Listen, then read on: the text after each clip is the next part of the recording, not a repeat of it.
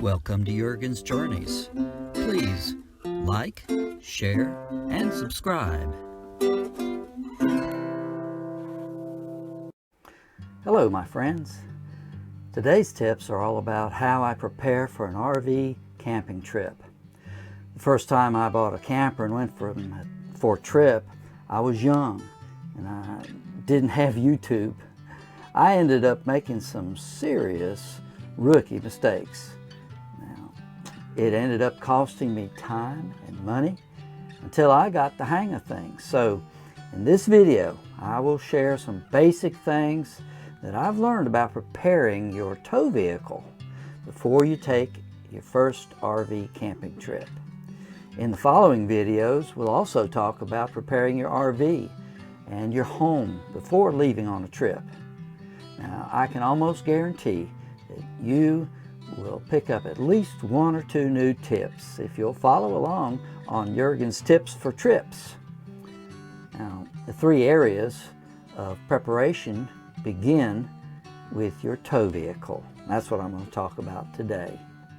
Tip number one, always check your brakes and brake controller to be sure that they're in top shape. When you buy a vehicle, many times people want to know how fast it'll go in 0 to 60.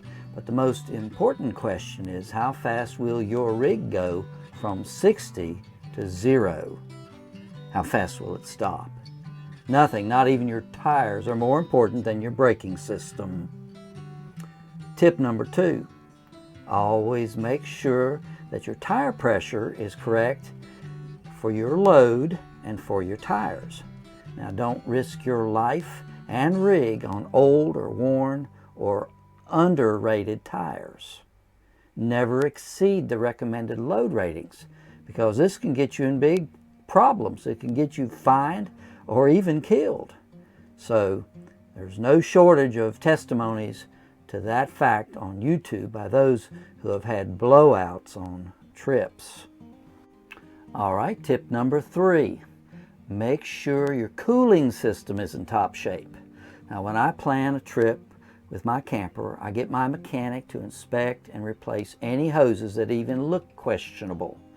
And don't forget that $12 radiator cap. Now, I was on my way to the lake one time when the radiator cap gave out on my van. Now, this is after I'd had it well serviced and checked over. I had to turn around and go home, stopping about every 10 or 20 miles on the whole trip to add water and let the engine cool down.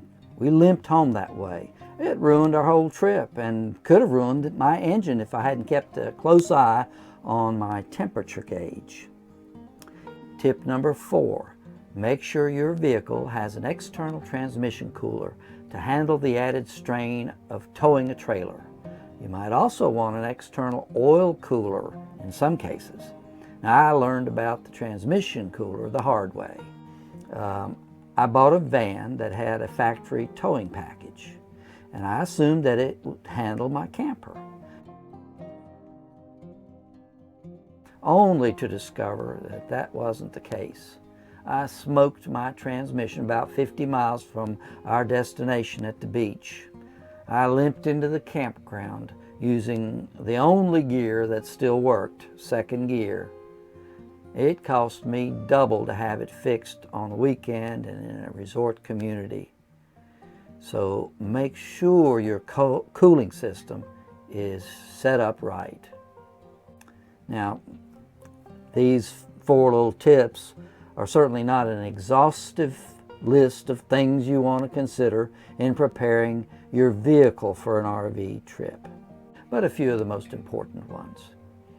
You may have a tip of your own that you'd like to add to this, so I invite you to please do that in the comments below. I'm anxious to hear what tips you have. I also want to invite you to watch for my next video on another area of preparation you want to consider before you leave on an RV camping trip. So until then, may all your journeys be safe, and may God bless you.